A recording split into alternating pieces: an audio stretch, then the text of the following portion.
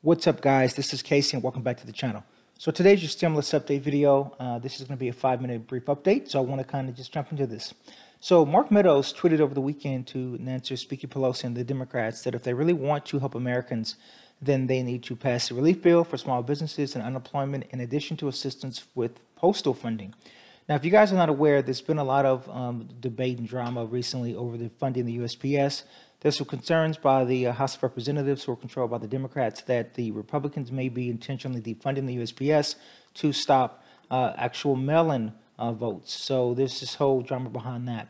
Now, they did ask Nancy Pelosi to respond to Mark Meadows' tweet over the weekend, and Pelosi's response to that was, well, he didn't say anything about schools. He says that he didn't say anything about questioning the virus, and he didn't say anything about the people who are being evicted. She also said that he didn't say anything about the food insecurity among millions of Americans, and he didn't say anything about the state and the local funding, which she finds completely unacceptable. Now, if you guys are not aware, Congress is on recess until Labor Day, and as of right now, both political parties appear to have seemed to have shifted their focus to the national conventions more so than negotiations on the stimulus package.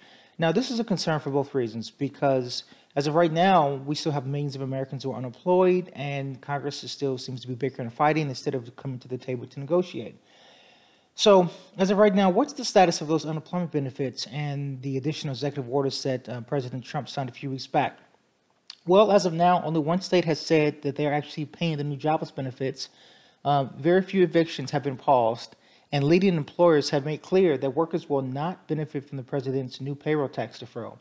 So in other words, it appears to executive orders were more of a posturing show than actual enforceable action. Now, it appears as though Trump signed executive orders for extended unemployment, but the states, they have a choice whether or not to accept the unemployment and distribute it out. This is something that most people were not informed about, myself included.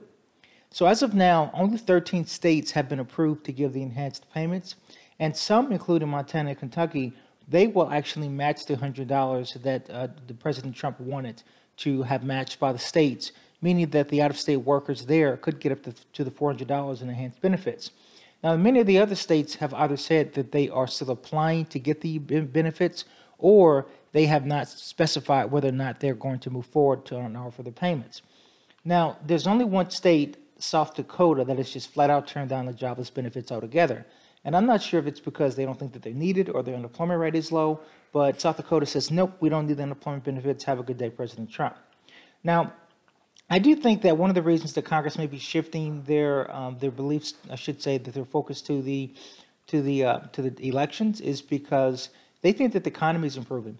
So right now, the U.S. economy added 1.8 million jobs in July, which is a sharp slowdown from June, and a small step for the economy that's still down 12.9 million jobs during the pandemic.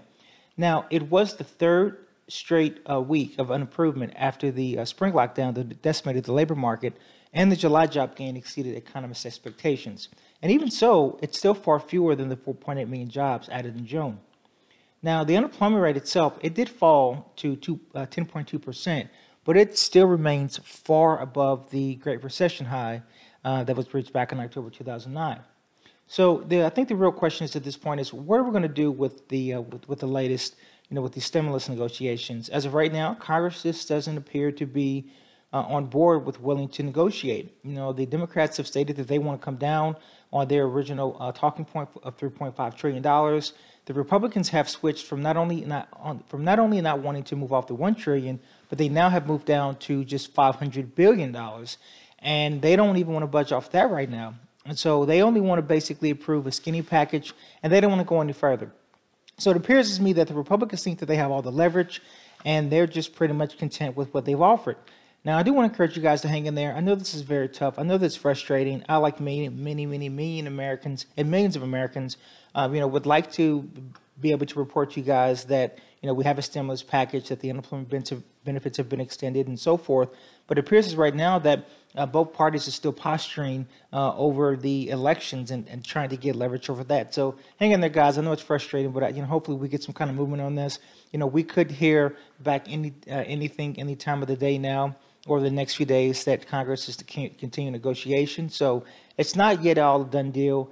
Do also keep in mind that once they do to continue negotiations, they did and have already agreed on a stimulus check, so that is coming.